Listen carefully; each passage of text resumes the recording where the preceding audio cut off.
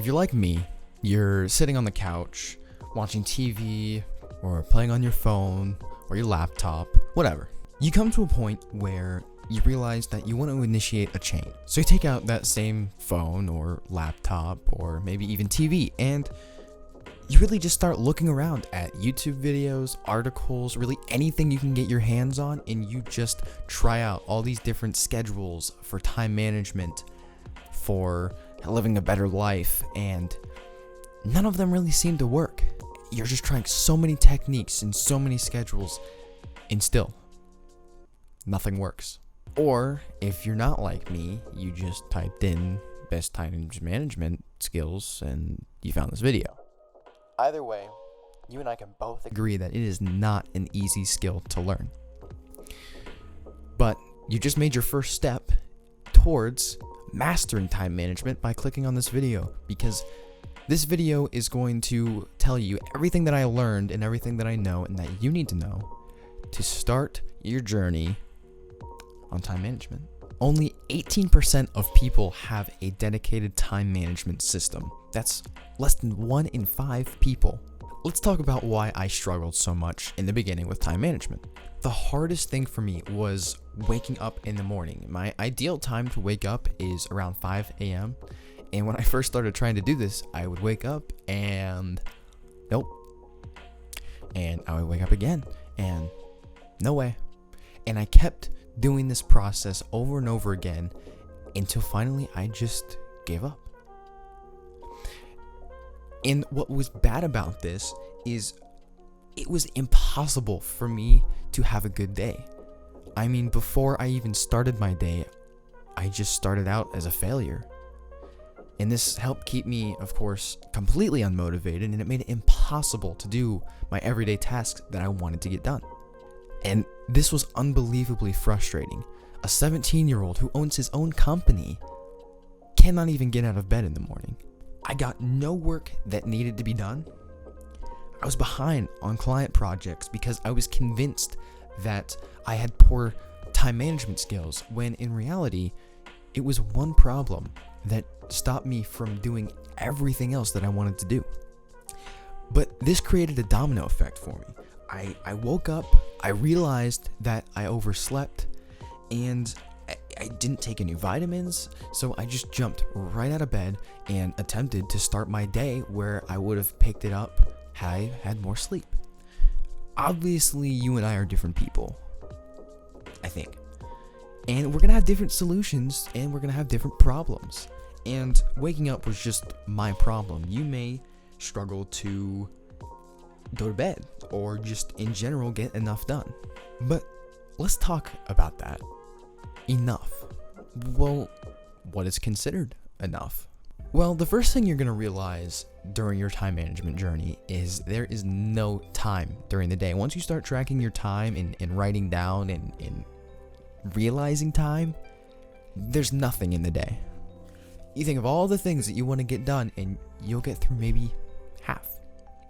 You wake up, you go work out, you eat breakfast, you browse your phone for a little bit, and suddenly it's noon. Or if you're like me and you sleep until noon, it's now suddenly 3 p.m. Okay, I don't actually sleep until noon anymore. There are so many things that fill up your day that you won't even realize. Driving, texting, walking, talking, these are all things that are separate from your actual schedule, but still take up a shit ton of time. So that's why the first and most important and crucial step to mastering your time management is making a daily schedule. Daily schedules are so important for your day-to-day organization. I mean, how are you supposed to know what you're supposed to get done if you don't know what you're supposed to get done? And the best way to ensure this is to simply write it down. I know, this seems obvious. Most of you probably already keep a to-do list. Well, you're going to want to stick to this list as much as humanly possible. You should be making your to-do list as specific as possible, with tasks that are easy to get done. You're also going to want tasks that are less urgent but larger and longer. That's what a lot of people recommend having multiple to-do lists for different things such as vacation, work, personal life, etc. I can't recommend that because the software that I use Notion, it would be way too complicated to have everything like that when I could just have it right there in front of me and just know everything that I'm going to get done. Of course, it may not work for me, but it may work for you.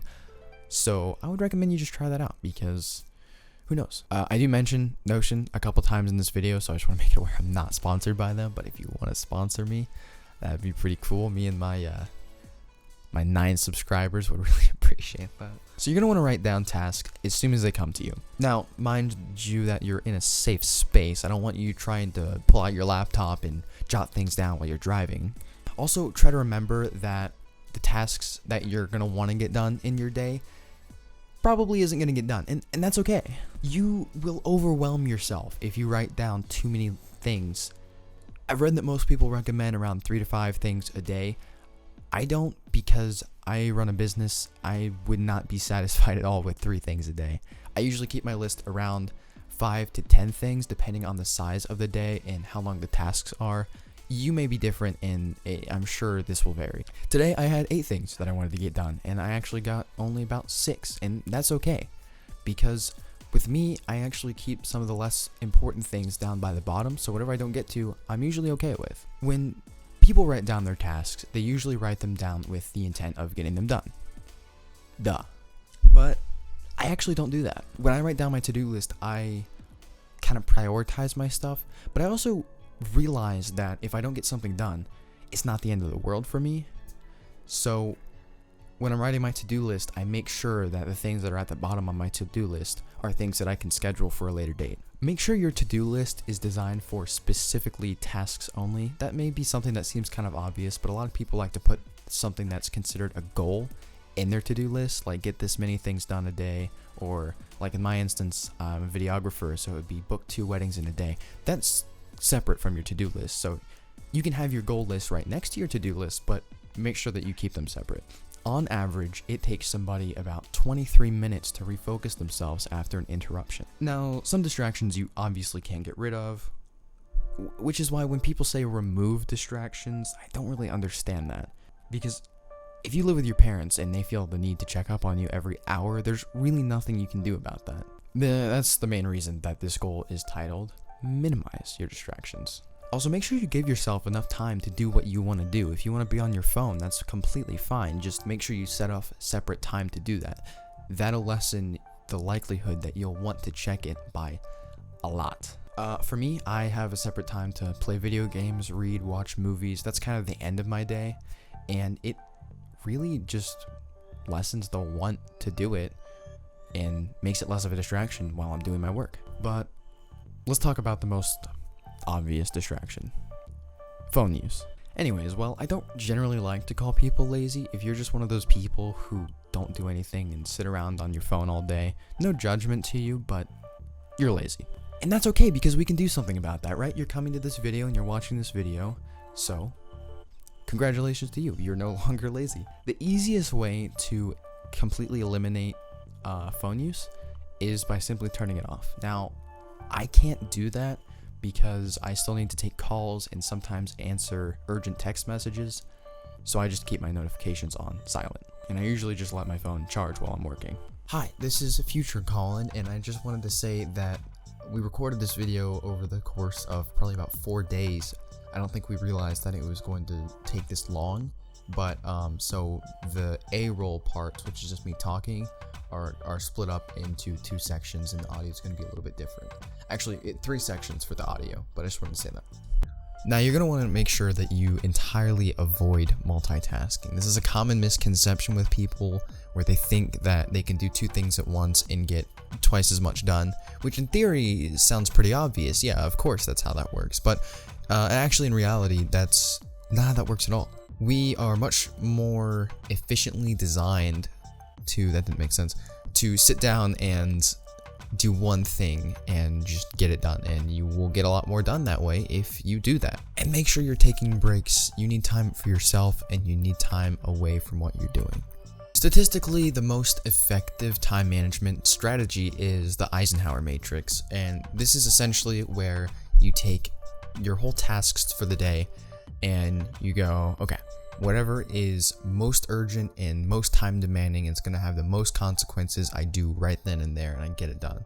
That's your top priority. What's still important but less urgent, you schedule. So this will get you further along your goal to get that thing completed. And then things that are not important but are time demanding, also just kind of decide what you want done and what you don't want done. And then things that are not time demanding and not important, you just remove entirely. Now, obviously, for all things, whatever works statistically best for most people is not going to work best for everybody. That is just part of statistics. I'm in that percentage, so I've tried this before. It doesn't really work for me because it seems too complex to kind of like shift for everything. But I do a form of this. So when I take my list, I use the same technique, just in a different way. So I take A, B, C, and 1, 2, 3. 1 being the most important, and then A being the most time demanding. So something that is really important and really needs to get done is A1. Something that is kind of important and kind of needs to get done is B2. And then something that isn't important and doesn't really need to get done is C3. And I'll just go through and I'll order these tasks like that. I do that with everything. I use that for literally every single thing that I schedule. But essentially what it does is you take A, 1, 2, and 3, and you just work your way down that list. B, 1, 2, and 3, and you just work your way down that list. Essentially what you do there is you do A, 1, 2, and then you do B, 1 and 2, and you might jump back to A3 or B3, but it gives you some more freedom to really kind of decide what you're going to do.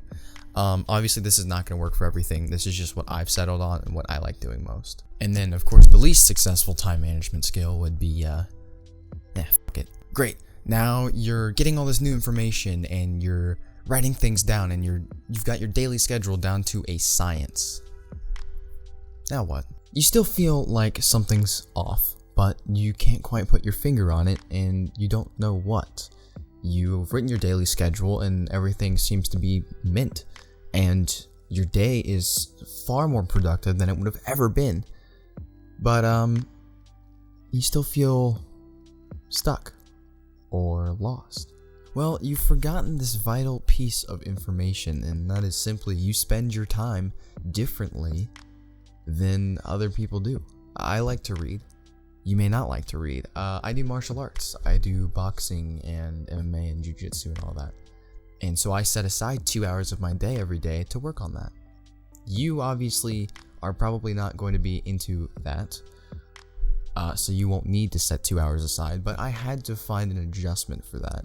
So with my probably about 12 hours or 12 to 18 hours in the day that I'm doing personal things and not just like relaxing or anything like that, and then work, it's going to be different and it's going to look different than your day. Don't ever change your hobbies and what you like to do, because you need time to do those things, because it's part of what makes us human and it's our personality.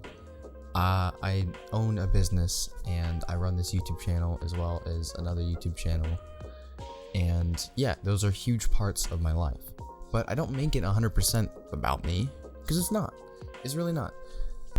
I prefer to make more of myself about being smart or nice, and I would like to consider myself funny. And then also like martial arts and things like that, because those are things that I'm very, very passionate about. Filmmaking, those are things that I define myself more with, so I spend more time in the day doing those things. In fact, after 3 or 4 o'clock on most days where I don't have any work that needs to be done immediately, I'll just schedule it for the next day, and then I'll get it done the next day, and I'll go hang out with friends or do the things that I want to get done that day. Now here's the largest tip out of this entire video, and you're going to want to listen to me very carefully. If you have a notebook, grab it and write this down, because this is incredibly important. Learn to be satisfied with your time and make adjustments if you have to. Time management is a learned skill. It's not something that you just watch a bunch of articles and YouTube videos on, and the next day you make a daily schedule and a to-do list, and suddenly you're just amazing at managing your time and you're super productive and you love your life. That's not at all what time management is about. You're gonna have to adjust and learn. You're gonna want to add or remove things. The tricky thing about time management is balancing your personal life with your work or educational life. If you're a nerd that's still in school, the joke is that I'm also a nerd that is still in school. No, but seriously, master being a person. Don't just master being some robot that prints out a bunch of pages at work because that's what they need to do. Don't do that. I don't even work 40-hour weeks. I know, crazy, right? You would think with all these things that I do that I would need to work more, but actually I work just over 36. And I'm more productive than people who work 40 to 50-hour weeks. And that's the power of good time management skills. As a quick tip, when you're writing your tasks down, I briefly mentioned this earlier, but it's okay if you don't get the less important ones done. Because when I write my task list, I actually just write like random stuff at the bottom that I want to get done that I don't really plan on getting done.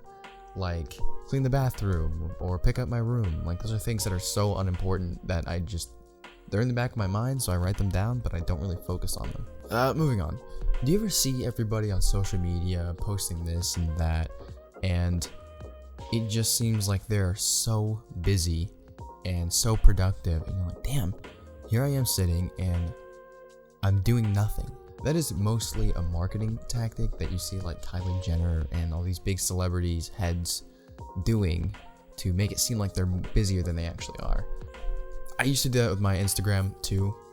I would post all the time, and I still do, but I want to kind of give some genuinity to what I'm making and what I'm producing.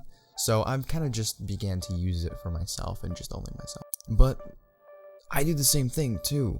I watch these people on social media, and they're so productive, and then I'm sitting there like, damn, I have nothing to do. So you got a lot of information in this video. It's going to take some time to digest.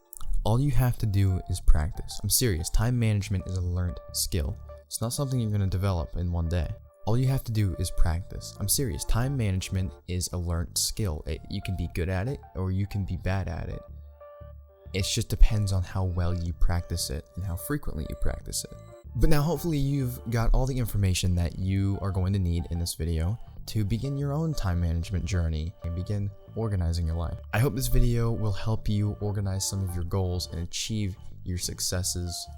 And if it did, I would really appreciate if you left a like on the video so that the YouTube algorithm will pick it up and be like, yeah, this guy's pretty cool. I also will be making more videos similar to this one in the future. So if you want to subscribe and hit the bell icon, you will be notified of those videos that I'm going to be making. Anyways, thank you guys so much for watching. Feel free to share this and also leave a comment. Let me know if this helped you or if it didn't help you. And as always, I will pin my favorite comment. Bye. I don't know why I did this. I don't know why that made me special. Oh yeah, and also now for bloopers. Or maybe I should make bloopers a separate video.